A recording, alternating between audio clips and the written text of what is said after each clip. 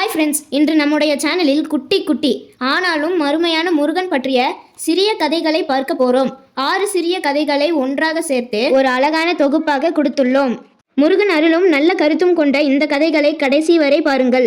திருடனின் வாழ்க்கையை மாற்றிய முருகனின் வேல். ஒரு நாள் இரவில் திருடன் கோயிலுக்குள் புகுந்தான். அவன் உள்ளே சென்று ஏதாவது பொன் பொருள் கிடைக்குமா என்று தேடினான். ஆனால் அவன் கைக்கு கிடைத்தது ஒரு வேல் மட்டுமே. இதுதானா நான் தேடி வந்தது? இதில் என்ன மதிப்பிருக்கப் போகிறது? இது பயனில்லாத ஆயுதமாயிற்றே. அந்த நேரம் சத்தம் கேட்டது. இதுதான் உன் வாழ்க்கையை காப்பாற்றப் போகிறது என்று சொன்னது.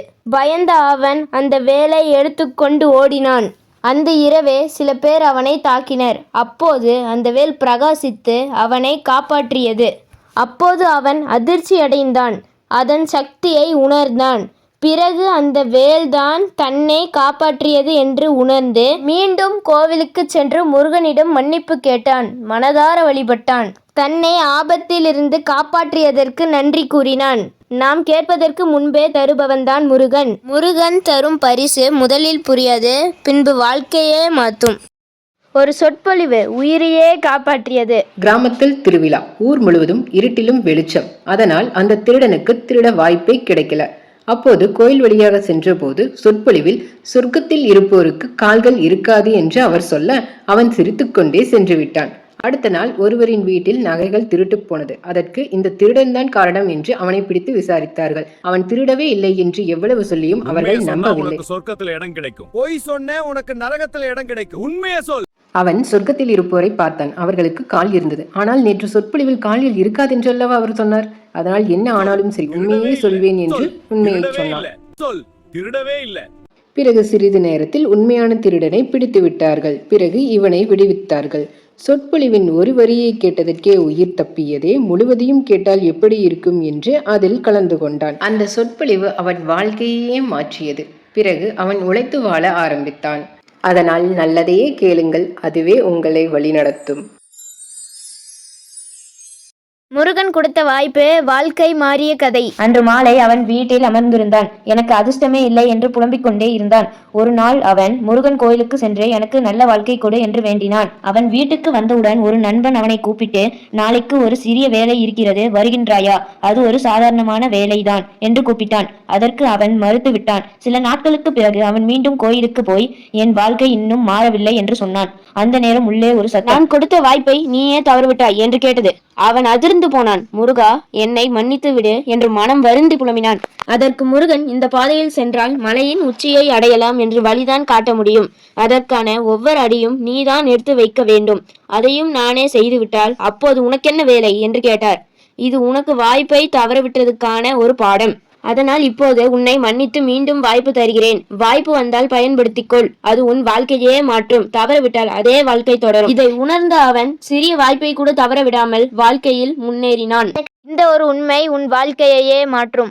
ஒரு இளைஞன் ஒவ்வொரு கல்லாக எடுத்து ஆற்றங்கரையில் வீசிக்கொண்டிருந்தான். பிறகு பக்கத்தில் இருந்த முருகனை பார்த்து, என்ன முருகா, எப்படி இருக்க? நீ மட்டும் ஜாலியா இருக்க, எங்களை மட்டும் ஏன் சோதிக்கிற என்று கேட்டான். அப்போது ஒரு கை அவன் தோளை தட்டியது.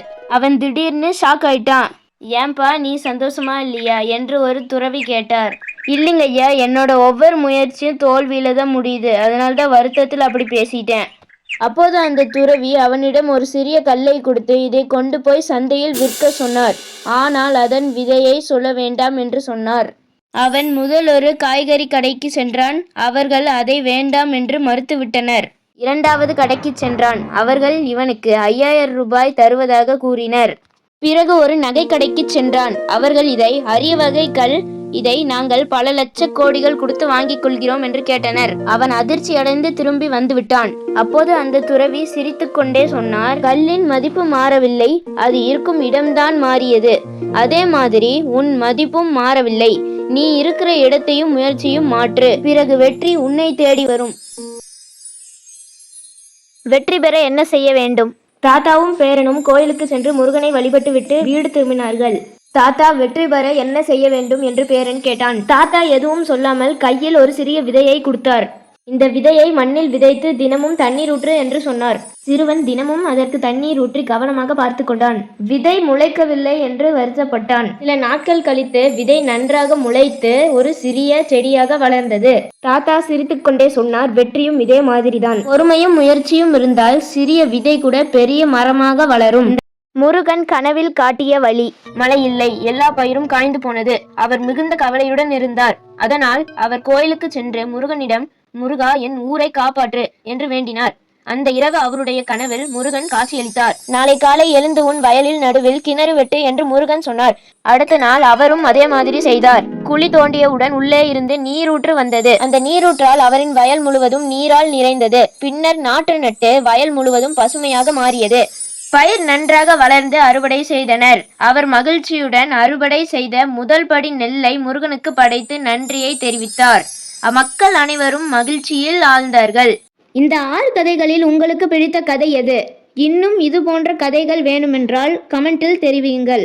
இன்னும் இது போன்ற கதைகள் நம் சேனலில் உள்ளது, அதையும் பாருங்கள். இந்த மாதிரி கதைகளை கேட்க லைக் பண்ணுங்க, ஷேர் பண்ணுங்க.